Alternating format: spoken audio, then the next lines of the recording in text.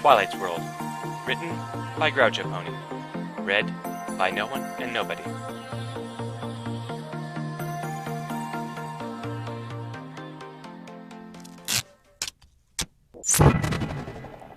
Chapter 24. The End?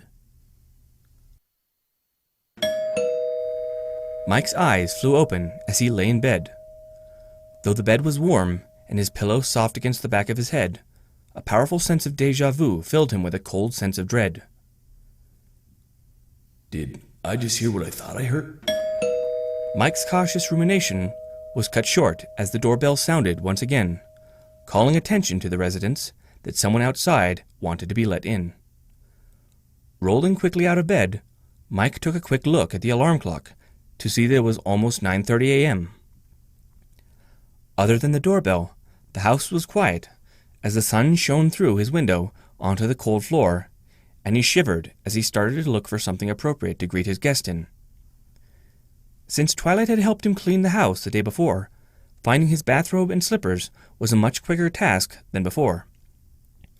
And after Twilight's unexpected and rather embarrassing arrival several nights ago, and since he had been a little chilly last night before bed, Mike had also taken to wearing a pair of long, dark gray sweatpants to bed. As he dressed, his mind mulled over who would be calling at this time of day, in this kind of weather. With the memory of Twilight's harrowing plea for shelter still fresh in his mind, he couldn't help but consider what negative situation might well confront him downstairs. What if it's some local or government authority and they're here to take Twilight away? Mike paused at that thought, stress gripping his head before he could control it. Letting out a deep breath and making the conscious effort to set aside such worrisome thoughts, he continued getting dressed. Cinching up his robe, Mike considered a different, less dark possibility. Maybe Twilight's friends have found some way to cross over to my world. Mike's smile for Twilight faded as he realized that would also mean he would have to say goodbye to his new pony friend. Mike opened the door to his bedroom. The doorbell rang a third time, and Twilight stuck her head out of her own room to look around. Seeing Mike, she gave him a warm smile that he couldn't help but mirror. "Good morning, Mike," she said, before looking down the hallway towards the sound of the doorbell. "Are you expecting someone?" And you too, Twilight. I'm afraid I'm not sure who would be out in this kind of weather on Christmas, at this time of day. You don't suppose maybe your friends found a way to get to my world by any chance?" Twilight's face brightened for about a second before falling. Her perked ears dropped. "I don't think so. Princess Luna and Fluttershy were able to contact me via dream magic last night." Dream magic? Mike asked. You mean they were able to appear in your dreams and talk to you as if you were awake? "Yes, Mike, but they didn't mention anything about finding a way to this world. They did warn me about those small holes in the rock, though." Twilight gave an involuntary shiver. Mike lowered his eyebrows at Twilight's show of worry, and was about to ask what the warning was about, when the doorbell rang again. Twilight's ears flicked unconsciously at the sound, and she looked from the stairs to Mike, clearly suggesting he answer the door. Stay here, Twilight. I don't know who it is, but if it involves you, I'll let you know. Twilight nodded, and he started carefully down the stairs, holding on to the banister as before. Considering the interval between rings, Mike realized that whoever was at the door was noticeably less impatient than Twilight had been when she arrived. So it might not be that important. Mike heard the furnace switch on downstairs, and a thought occurred to him. It's probably an electrical technician here to ask me something in regards to my electricity. Relieved that whoever was at the door probably didn't involve Twilight, and his operating generator meant being without electricity was less than a serious concern, Mike approached the door with relaxed shoulders and a pleasant demeanor. I'll let them know to keep up the hard work and thank them for working in this kind of weather. Donning a grateful smile, Mike opened his front door and froze in confusion. Standing in front of his outer door, on the porch, was a short, balding young man wearing glasses. The confusing part was, the individual was not dressed for this weather in the slightest. He was wearing a blue t-shirt with some sort of brown Rorschach test-like design on it, a pair of black gym shorts, blue tennis shoes, and nothing else. Mike's expression had, without his noticing, morphed into one of worried confusion, but as he reached for the handle to the second door, the young man stepped back to let it swing out. Hello? Said Mike, staring at the visitor. Good morning, they replied. I just came from a little ways up the road here. I'm afraid I may be slightly lost, and I was hoping you might be so kind as to confirm my current geographical location. Southern Ontario, said Mike, still trying to comprehend the strange figure on his porch. As I expected. They continued, turning around and gesturing to the snow and ice outside. And is all this ice fresh by any chance? Yes, there was a recent ice storm that cut out most of the power Saturday night. Aha. The person turned back around and gave Mike a quick head-to-toe once-over. My next question is rather important and mildly personal. Would you by any chance be one Mike Koenig? Mike blinked and nodded, while also trying not to stare too hard. The young man wasn't even shivering in the cold wind that seemed to cut through Mike like a knife. Ah, pleasure to make your acquaintance, sir. Truly a pleasure. He extended his hand, and Mike took it in a cautious handshake. His confused expression went blank as he stared down at the warm hand he was gripping. The young man's skin gave no indication he was standing outside in below-zero weather, and neither did his blithely oblivious, friendly demeanor. At last, Mike let go of the handshake, shook his head, and asked the most socially acceptable question he could think of. Who are you? My apologies. I had to know where I was and who I was addressing before I introduced myself. I'm no one. I'm the narrator. How's Twilight doing? Mike's brain, which up till now had been very confused, skipped a beat, jumped off the table, and chattered on the floor. What? Twilight, you know, small lavender alcorn, princess of friendship, got a real thing for checklists. She arrived during the storm and you've been taking care of her since There she is! Mike spun around to see Twilight peeking around the corner at the top of the stairs, with one ear pinned back, the other perked at a slight angle, and a part worried, part confused look on her face. Turning back to whoever or whatever was standing on his porch, he continued. What do you mean? I mean, I'm the narrator, the one narrating this story, and also writing this chapter for a change. What story? Asked Mike, struggling to wrap his head around what was happening. The one you, Twilight, and I are Hold it! Mike spent a great deal of time the other day confirming to me that all this wasn't a story. Twilight cut him off as she trotted down the stairs. Mike had to mentally reassure himself that her magical disguise was still working over the sound of her hooves on the stairs. It isn't, or at least it isn't the story you think it is, he answered her. You think this is a story that started after you got sucked into Spike's enchanted present, but the story actually started elsewhere, and technically, it's been going on long before then. Twilight stopped in shock, her right hoof hovering over the last stair as she stared at him. If that's the case, what are you doing here? Asked Mike. That's easy. I'm here to help Twilight get back home. Call it a Christmas miracle. Also, don't suppose you could drop the third order horomorphic glamour, Twilight? I already know what you look like. At the mention of Twilight dropping her disguise, Mike felt his suspicions rise. Hold it, he said, raising his hand. How do we know you are who you say you are? A valid question, said the narrator, nodding his head. What proof as to the validity of my identity would you accept? Well, if you're the narrator, why aren't you narrating everything? I am, he responded. You just can't hear it because, for you, my narration is just the reality of your existence happening. To show you your own universe's narration occurring, you would need to be in a different frame of reference, one outside this story. Well then... Mike puzzled on how to best confirm the credentials of someone from outside his own universe. After a few seconds, he came up with something. I could imitate your voices if that would help, said the narrator in a perfect impression of Mike's voice. Twilight blinked and looked between the two of them. How did you do that? I'm the narrator, he responded in Twilight's voice. I voiced both of you, so obviously I can imitate how you both sound perfectly. Mike was the one looking between them now.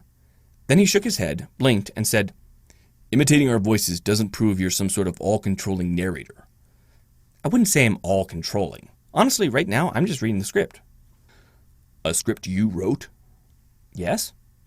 Well, if you know what we're going to say before we say it, doesn't that mean that our actions and speech are dictated by what you decide? To a degree, but then you're assuming that when I wrote both of you for this chapter, I specifically decided every reaction and word you would say based purely on what I wanted. You didn't? Of course not. Think about it. I told you that I took over this chapter from the author, so I have to do my best to match their writing style, how you both sound, and keep everything on track with how the story's progressed so far. Sure, I could have decided to start this chapter with both of you waking up on a spaceship. Mike's house was instantly replaced by shimmering silver walls and a large glass window looking out upon a gorgeous nebula. Or in the Everfree Forest. Now they were in the middle of a dark forest. The atmosphere switched instantly from clean and cool to slightly claustrophobic and mildly humid. A stunned zebra was staring at them. Afternoon, Zecora. No one nodded politely, and before they could respond, they were back in Mike's hallway. But none of that would make sense. It would feel forced and basically just be bad writing. A good writer doesn't decide what happens. A good writer simply tells it like it is. So, technically, you have just as much say in where the story goes as the writer. It is your story, after all. Twilight and Mike stared, mouths wide, at the narrator, his banality merely serving to heighten the otherworldly impression that permeated the room. Taking a breath, Mike felt a shiver go down his spine as the reality of the situation solidified around him. But if you're the narrator, doesn't that make this some kind of Deus Ex Machina chapter? Correct, But isn't that bad writing? asked Twilight. Depends on how it's used. Is it a sledgehammer to blast apart an intractable plot issue, or a subtly applied hammer and chisel to carve out new possibilities untouched in the story so far? It certainly seems like a sledgehammer, said Mike, rubbing his forehead. A sledgehammer would be I snap my fingers and we're in Equestria. I hug you both goodbye, exit the story, and spend the rest of the chapter narrating what happens to the both of you as the story wraps up. Twilight's eyes went wide. Discord? No, Twilight. I'd consider myself more of a monkey wrench. Unwieldy, yes, but also capable of solving the problem without breaking in-universe rules. Too much. That said, shall we get going? Going where? Asked Mike. To the clearing to reopen the portal. Mike and Twilight looked from the narrator to each other, and Mike blew out a breath to decompress. Well, Twilight, do you want to go home? Twilight looked between Mike and no one. Of course I do, Mike, but I don't know what to make of all this. If he is who he says he is, then it definitely sounds possible, but it seems too good to be true. Well, if we are going for it, I'm going to go get dressed for the weather. Fine, and I'll make us some coffee, added no one, turning and walking into the kitchen. Mike, said Twilight, giving the retreating figure a hard stare. I'm going to wait here and see if I can get any more answers from him. Will you be okay? I think so. He doesn't seem dangerous. Odd, yes, but not dangerous. And it isn't the first time I've dealt with reality-warping beings. Mike raised an eyebrow at that statement, but proceeded up the stairs as Twilight motioned for him to get ready. Walking into the kitchen, Twilight observed no one pulling 2 sealable coffee mugs from a cupboard and opening the top of the coffee maker. She sat down at the table while continuing to give him a hard stare. He filled the coffee pot with water and without turning around said, I'm not Discord, Twilight. It makes sense.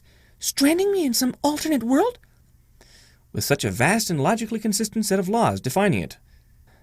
Consider the confusing but intricate workings of quantum mechanics, the awesome beauty of stellar physics, or the complicated and useful engineering of Mike's computer, and tell me I'm Discord.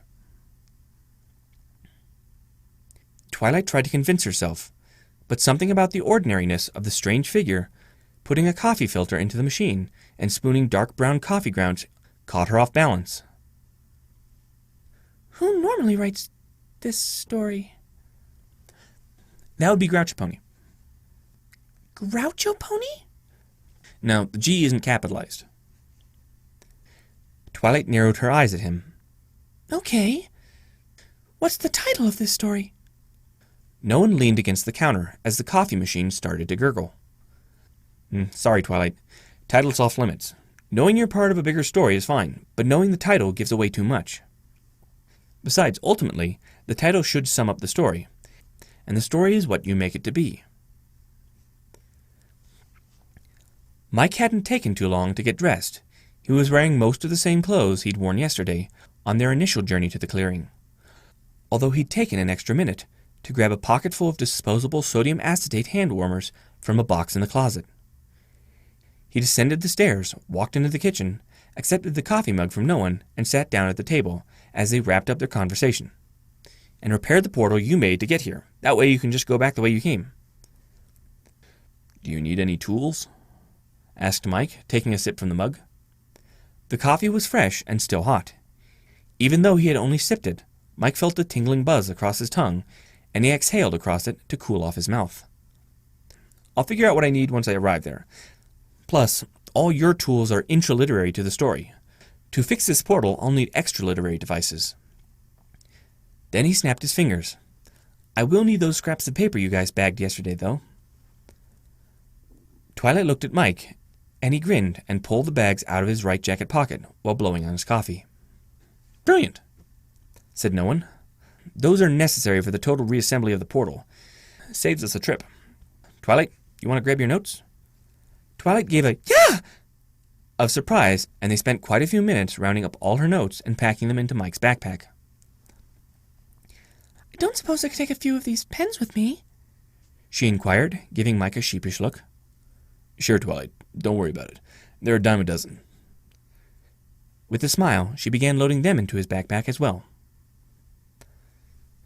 Mike had been loath to let the narrator leave the house wearing the same clothes, but no one, apparently oblivious to the weather, marched out the door towards the garage, still sporting his t-shirt and shorts. He helped open the door, removed the tarp, and, as Mike prepared the snowmobile for travel, he noticed that they had produced and donned a bicycle helmet, seemingly from nowhere.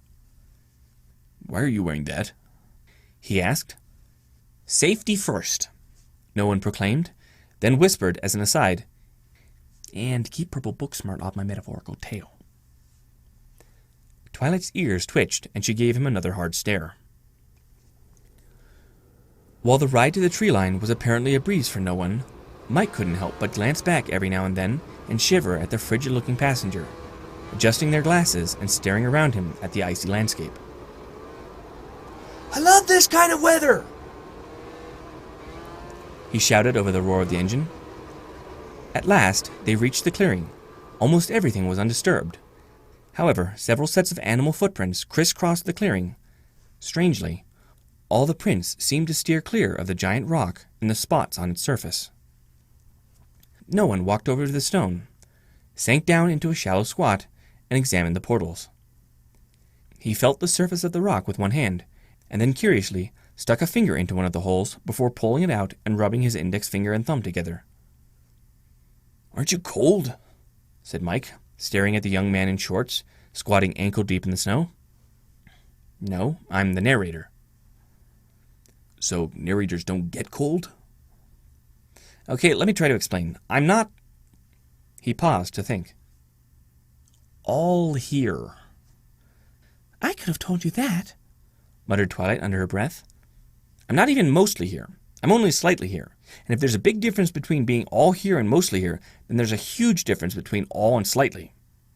Mostly here is slightly elsewhere, and slightly here is almost not here at all. Mike cocked an eyebrow at no one's response. Well, it's about what I expected. Now, if you'll excuse me, I need to leave you two for a second. I'll be right back. And with that, no one stepped behind nothing and vanished. Mike? Yes, Twilight? If he's the narrator, and he just went somewhere, how are we talking right now? If he's not here, do we even exist? You're asking me? Till this morning, I was just as certain as you that we were real. Now, I don't know. I guess if we're talking right now, maybe this is all happening in his head? What did you say was the name of that philosophist, who you paraphrased as, I remember, therefore I am? René Descartes. How does that apply to us now? I don't know. I guess if we're talking now, then maybe our thoughts are caused by him thinking of us thinking them? That's a really scary idea. If your thoughts and actions are just his imagination of us doing these things, do we actually have any agency? And if our existence is dictated by his imagination, wouldn't that mean that if he decides we're boring, we would cease to exist? Why go to the trouble to imagine all of this in the first place? You've got a point. You know, Twilight, my religious beliefs attest to a God who doesn't need mankind, but created us as an act of pure love. This might be similar. So, he's your God? I don't think so. Everything he's described so far seems to be portraying him in a transcriptive rather than a creative role. Actually, this reminds me of something. At the company I worked at before, I knew this guy who was an amateur writer in his free time. When I asked him one time why he wrote stories, he didn't say it was because he wanted to be rich or famous or weave some epic masterpiece. He said it was because there were stories in him that needed to be written down. Not stories he wanted to write, mind you, but stories he needed to write. So, our story already exists, and he's just writing it down to share with others? Maybe. But if that's the case, while it does imply we have some agency and our existence isn't dependent on him, it does leave me wondering what we're supposed to do as imaginary characters. Simple. It means you try to be the best characters you can be and contribute to an interesting story, said the narrator, walking back in from nowhere. That's all any of us can do. Doesn't matter what story you're in. Doesn't matter whether you think you're real or fictional. If you're a bad character, you try to do better. If you're a good character, then you help others do better. Now please stop waxing philosophical. This is a humorous chapter, and we're just getting to the good part. I'm curious to see just what happens if Pinkie Pie meets the narrator. Just let me close this. No one applied some force to slam an invisible door. Closet door sticks. Did you just shut reality behind you? Asked a shocked Twilight. Of course, can't have things leaking through. All that melted snow would ruin my carpeting. Your universe has carpeting? I think he's referring to his house. Oh. Mr. Narrator? Said Twilight. One more question. Why did you choose to narrate and write this chapter? Are you getting paid for it? No, I just felt it needed to be done.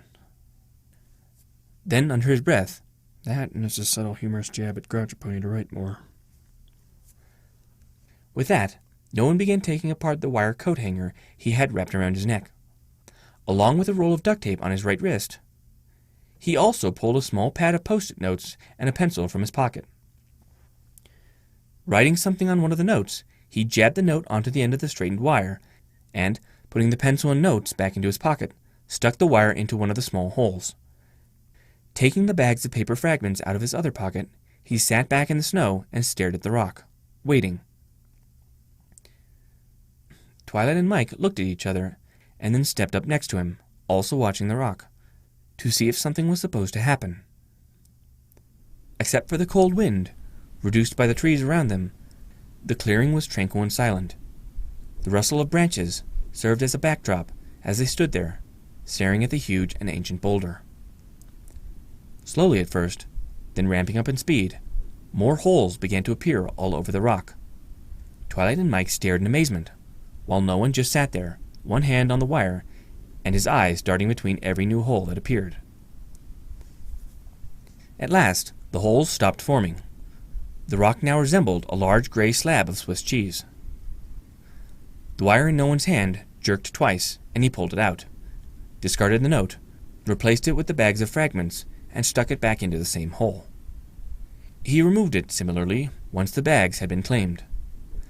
Taking the wire in his hands, he bent it around so, rather than being a straight length, it was now doubled over itself like a hook, and then held it close to the hole, as though waiting. A few more holes appeared in the rock, and once the last one had formed, he stuck the hook wire back into the hole and began probing around with it. Finally, Twilight couldn't hold back her question. What are you doing? Well, first I asked your friends on the other side to turn all the paper scraps on their end portal side up. Also gave them the scraps from our end, too. Now I'm just trying to put the puzzle together. Aha! As he said this, the other end of the hook wire came through another portal as he pulled the wire back towards him. We've got our first piece. Time to see where it fits. So saying, he began moving the hole with the other end of the hook towards the hole the base of the hook wire was inserted into. How are you doing that? Asked Mike. So the holes on our end are set in place since they are the ends to the portals originating in Twilight's universe. Since they stem from the pieces of paper in Twilight's study, the physics of those points are simply that of the paper scraps, which means I can move them from their side using this coat hanger. And once we get them lined up properly... No one had been maneuvering the second hole around the first one while explaining when suddenly it was like the two holes merged. Two gaps closed to become one as the separating stone melted away like ice in a stream of water. Bingo! Now we just keep it up. With that, no one pushed the hook back into the hole and began probing around for a second hole nearby he could grab. Twilight and Mike sat in silence, watching as one hole after another slowly became part of the greater whole. After 5 holes had become one, Twilight asked another question. How many pieces do you need before I can go through? You're not going through till I'm sure it's safe. A piece-together portal isn't something to be played with. After he had brought together 8 pieces, no one was able to stick his entire hand into the hole. Mike gulped. Now the narrator was using his fingers to move the pieces of paper on the equestrian side of the portal. The tactile feedback helped progress the reconstruction much faster, and before long, no one had a big enough hole he could probably get most of his body through. Sticking both hands through the portal, he began to pull himself through. The more of him that entered the hole, the more difficult it sounded. At last, he managed to get his posterior through. His legs settled for a second, like he had sat down on the other side, and then he pulled them through as well. On the other side of the portal, no one found himself in Twilight's study, surrounded by her friends, most of whom seemed interested to see him except Fluttershy, who was acting unnerved by his appearance. Not surprisingly, it was Pinky who greeted him first. Hi, Nolan! What are you doing here? Did Groucho Pony say you could do this? Of course. I wouldn't do this without his okay. Nice! Welcome to Equestria! Ignoring Pinky's odd greeting, Rarity stepped forward. Greetings, Mike. Is Twilight coming with you? Not Mike, he responded. I'm the narrator.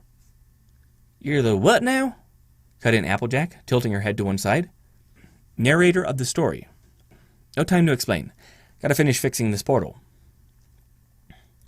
Before you do that, though, do you think this would be too much?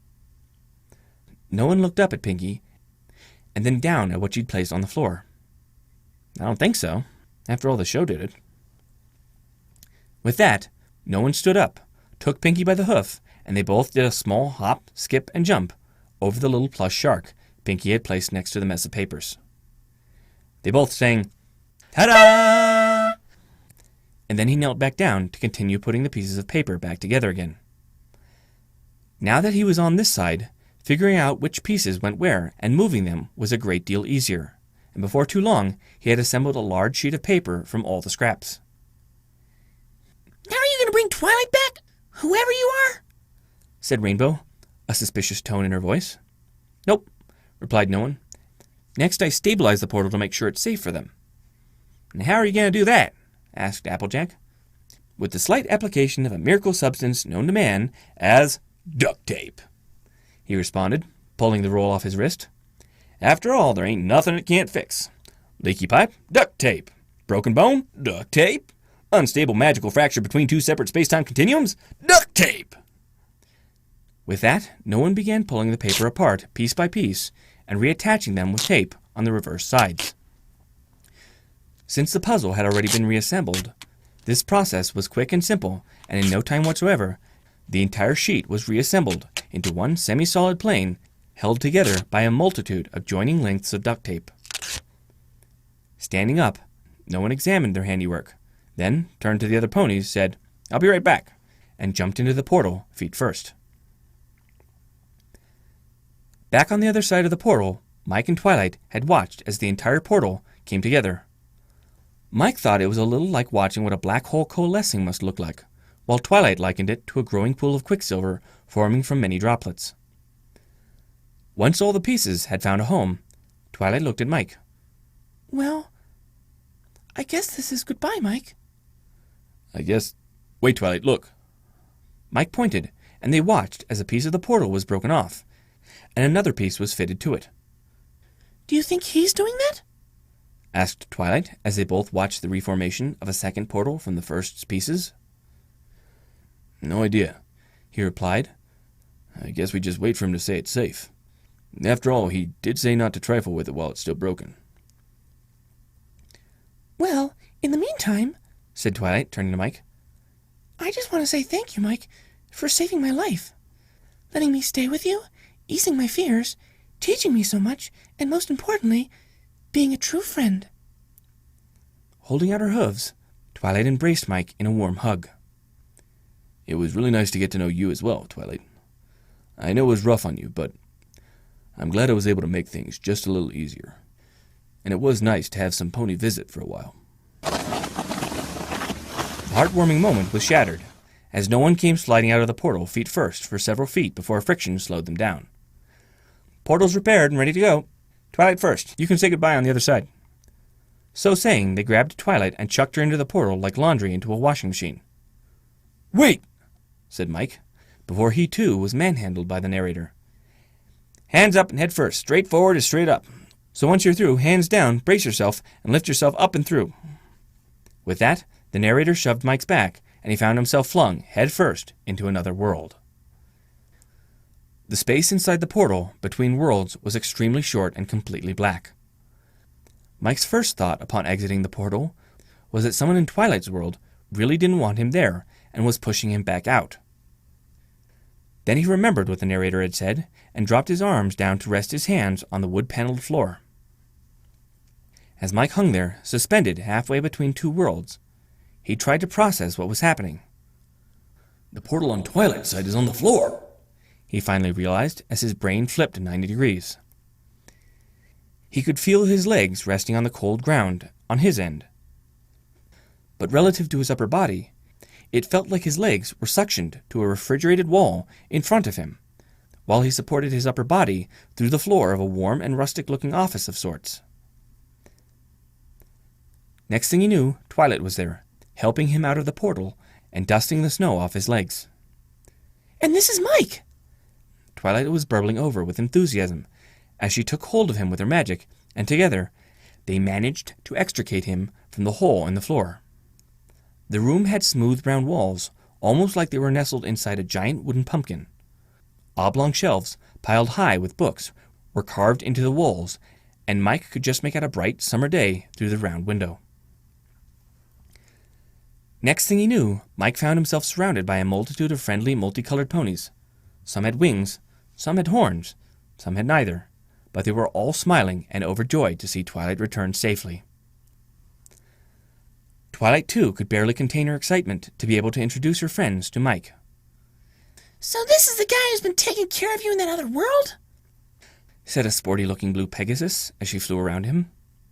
"Mike, this is Rainbow Dash. Rainbow, this is my friend Mike. And yes, he did indeed take very good care of me. It is a great honor to meet you, Mike. I wish to extend to you our most sincere gratitude for returning Twilight home safely." You're darn tootin'. Can't think of the last time I was this happy. Yeehaw! "And these are the rest of my friends, Rarity, Applejack, Fluttershy, and Pinkie Pie." Mike got down on one knee to shake all the proffered hooves and was bowled over by a totally unexpected and hyper-exuberant hug from Pinkie Pie. "Thank Thank you so much for bringing Twilight back, Mr. Mike. We've all been super duper sad and lonely since she left, because we didn't know where she was. But when we got her first letter and she told us she was safe and sound and had made a new friend, we were happy again. But we still missed her. But now that she's back, we can have a welcome home Twilight party, and everyone's invited. Twilight levitated Pinky off Mike, with a smile and a roll of her eyes. All the while, Pinky just kept detailing the party she was planning to the astounded Mike, who marveled at the pink pony's boundless energy. Mike's attention was redirected by a claw tap on his shoulder, and he found himself being helped up by a small purple dragon. Hey there, my name's Spike, and I'm Twilight's #1 assistant. I wish I could have been there to help her. Then, under his breath, he whispered, Did you make you clean the house too? Mike shook the short drake's scaly hand, winked, and said, No more than usual. Then he looked around the room at all Twilight's friends and smiled. I'm glad you were able to make it home, Twilight. I can really see how you'd miss these ponies. You're all so welcoming and friendly.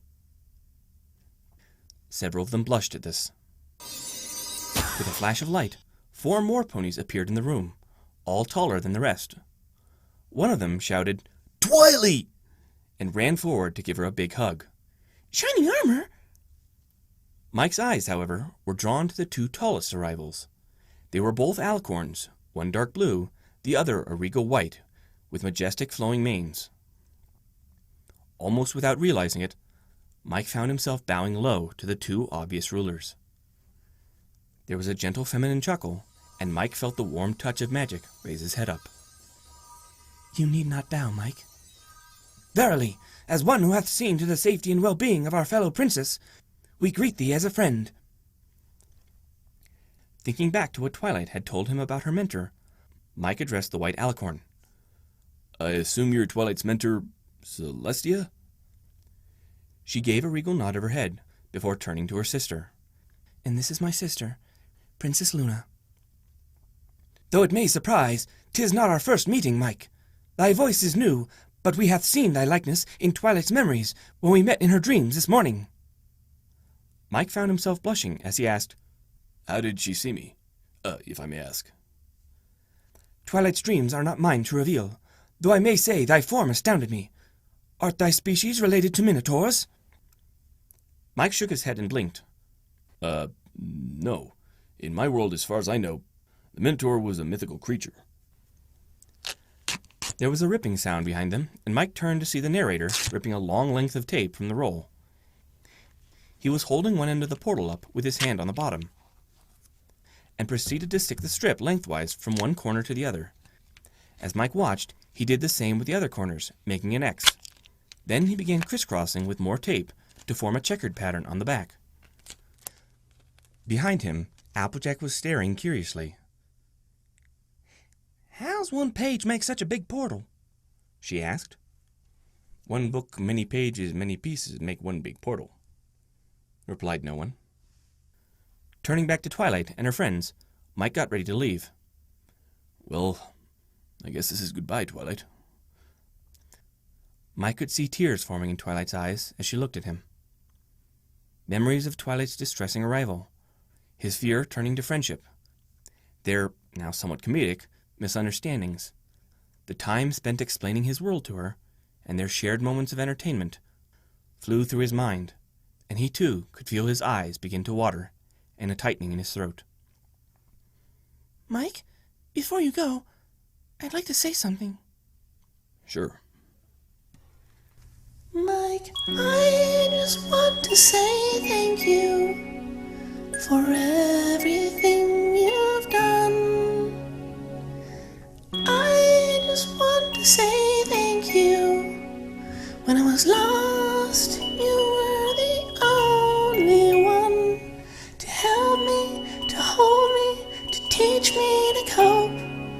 Without you, I would have lost hope. When our walls were crumbling, you shored them up. You gave it your all, right foot in the stirrup. You gave her cake and maple syrup. When your assistant was lacking, you humbly took the lead. You were a healer, a helper, when she was in need. A gentle colt, a scholar, a true friend indeed. I just want to say thank you for everything we've done. The movies we watched and the things that I learned, it truly was fun. But now that it's done, Mike, I just want to say thank you for everything you've done.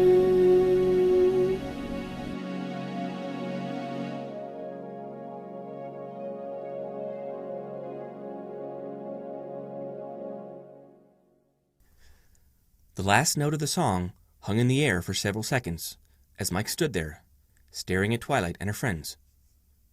Where did that come from?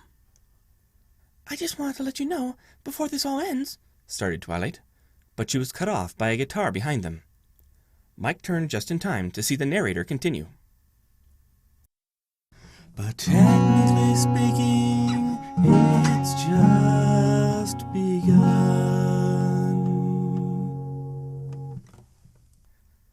Mike sighed, So that's where the music came from.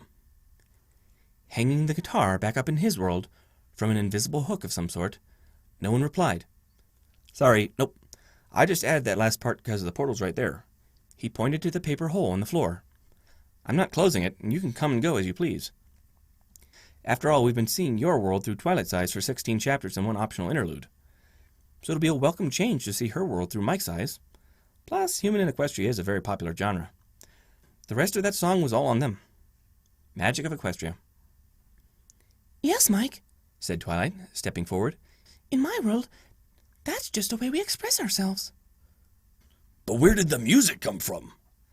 Mike was looking from Twilight to the narrator for some kind of physical explanation. Remember when I told you about the natural magic of harmony? This is just one of the many tangible offshoots of that magic. Mike scratched his head and continued staring at the ponies in bewilderment. Just one of those things. Then Luna spoke. And who, pray tell, is this? She gave no one a hard but curious stare. Hey, Luna, I'm the narrator. The narrator of what? She lowered her eyebrows.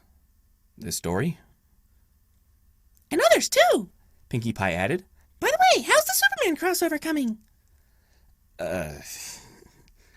I'm still working on it, okay? But I don't think you can promote my stuff in this story, Pinkie. Sure I can, no one. After all, it is an April Fool's chapter. Mike stopped scratching his head and spun around to look at the two of them. Excuse Come me? again? Say what now? What? It is a what? Huh? The narrator was sitting cross-legged on the floor, and Pinkie was laying in his lap, as he stroked her mane in a strangely sinister way. Yes. Sadly, all of this is but a passing fancy, a seasonal joke, an idle daydream. Daydream. Dream. Dream. No one awoke with a start as he slid out from under the covers and over the edge of his bed to land on the carpet. He lay there a second, regaining his bearings, after the sudden awakening and slight tumble. Then he sighed and climbed back into bed, grumbling. Picking up his Twilight Sparkle plushie, he tucked them both under the covers and began mumbling to himself and his plushie. That were a weird dream, Twilight. He lay there for about a minute, without moving, before his eyes snapped open. That was a weird dream. What day is today? He tapped his phone to wake it up. I might just be able to make that work. Just need to remember it, write it down, record it, and get it approved by Groucho Pony. He smiled as part of the dream came back to him. The G isn't capitalized. I need to remember that part. Climbing out of bed, he opened up his computer and started writing. Twilight's World, Chapter 24. The End? My little pony friend.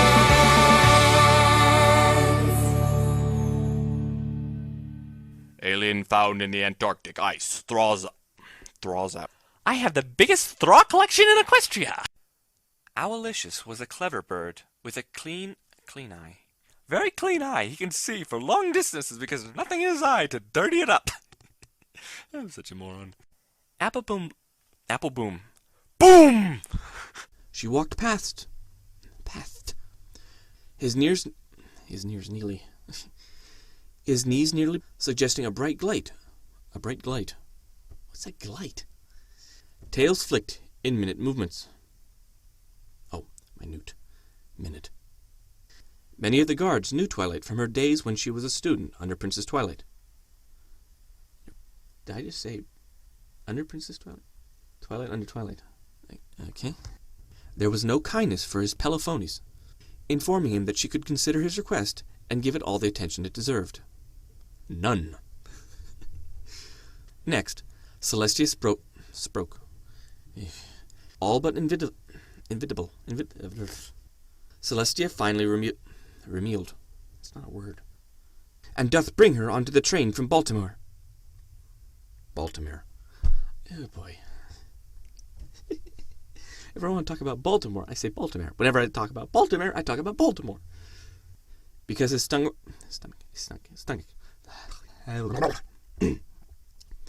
Celestia. Oh no. Owlish needed. Owlish. He is owlish. Suddenly. A party pooter. Pinky's wail of anguish rent the air, startling ponies throughout the town square. Why does it rhyme? Okay, you want to rhyme? Fine, I'll rhyme. Pinky's wail of anguish rent the air, startling ponies throughout the town square. But old Mare, though her hair was a scare, decided she didn't care, because she couldn't stand the wear and tear. So, with a glare, she chose to forbear, rather than share in the terror caused by the pink mare. So there. Now I know you might like to stare, and frankly it's quite unfair, but I'd like you to try, though you don't have a prayer, to beat that, if you dare. Owljack. Oh no, I just made another shipping. As loath as I am to give up my beauty speed. Twilight was surprised when the vehicles on the wheels. The wheels vehicles. Both the animals and the apple orchard. When I was 13, we moved away from the farn. What the heck is a farn? Oh, that's a farn.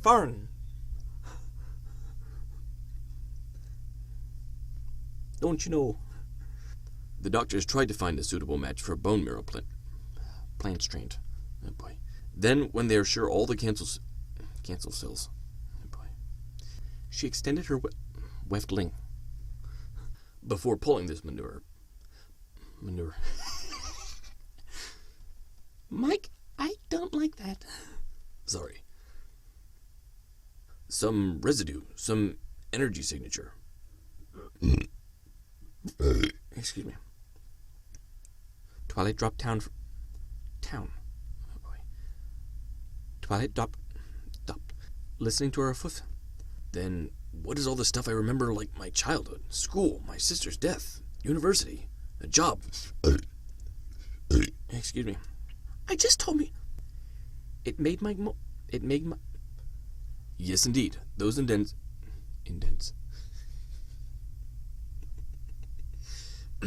And a new teacher took over. And a new teacher. The material I taught was Mike pronounced on his opportunity. If so, it has managed to create. Mike elected to make himself a cop. Twilight, I'm having a change of career choice. Suddenly they were seeing the Hubble scope. Suddenly they were seeing the Hubble telescope images in all their glory. Why can I not pronounce stuff right? Mike found a light mouth when she let escape a short giggle. Why do you have to keep using that word? Who's it so hard to pronounce? After about an hour, Mike felt it was safe to leave Twilight's side. She was cooing excitedly over the stellar imagery, and did not notice his absence. About 10 seconds later, Mike returned, carrying a tray laden with a teapot and their uneaten desserts from the night before. Feeling nervously nervous. Increases their thermal energy. Mike acknowledged her existence. Her calm was beautifully shattered. Mike's eyes got incredibly wide, though that outburst soon ended in another spasm of grief. I'm sorry, Mike. I never noticed before, but he has Blagru. Using the Earth Pony magic to soar and restore.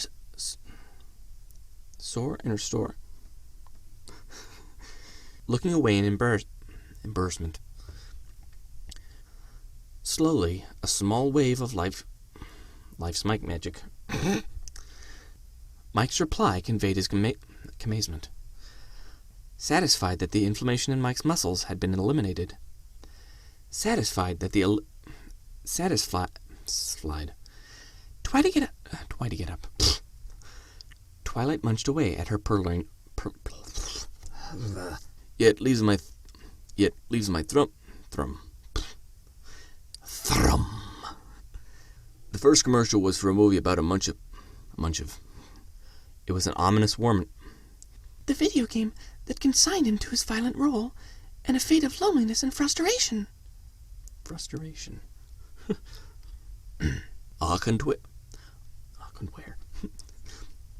Fighting his own thoughts like a slumo wrestler. Mike opened up the lemon, walking softly. Twilight's only reaction was a distinct fore and aft wigger. Twilight's face glowed. A few years ago, a friend of mine once happened to be a police officer. A heavy pair of Allard covered, hidden within the bulging knapsacks. At present, Mike's truck occupied, while her eggs? Oh boy, eyes. She could have died right there. Excuse me. Let's try it again. Twilight's heart felt light. Twilight resumed her struggles with the age of a surd. If Celestia didn't know Fluttershy any better, They use it for investigating very faint thaumaturgic residues. With her own spagic Midgel. Penny's words were like a sword. On the left is a herbal blend called Raid Shadow Legends. Twilight suddenly discerned. After which, the light dimmed back down to tolerable levels.